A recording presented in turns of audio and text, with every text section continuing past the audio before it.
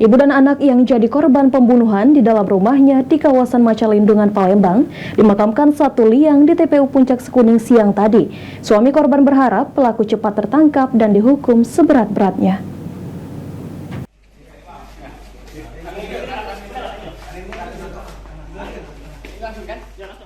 Tewasnya sang istri Wasila dan anak perempuannya Farah menjadi luka mendalam bagi sang suami Anung.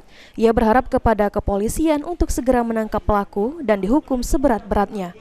Usai dilakukan pemeriksaan oleh tim kedokteran forensik Rumah Sakit Bayangkara Muhammad Hasan Palembang, kedua korban dibawa ke tempat pemakaman umum Puncak Sekuning Palembang untuk segera dimakamkan dalam satu liang pada Selasa siang 16 April 2024.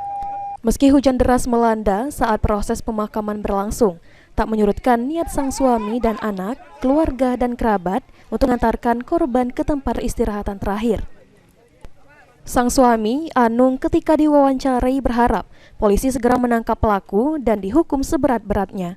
Saat kejadian, Anung mengaku tengah berada di bengkel untuk memperbaiki sepeda motor miliknya.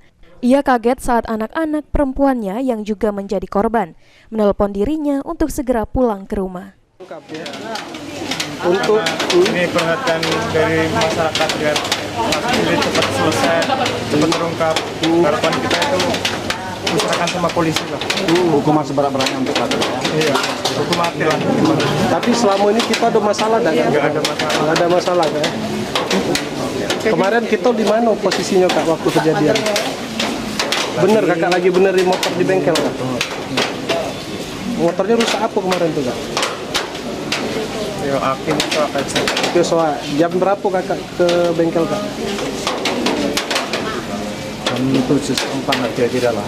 Jam 8-an. Jam 8-an. Bener, adek ini sempat nelfon kakak, bener?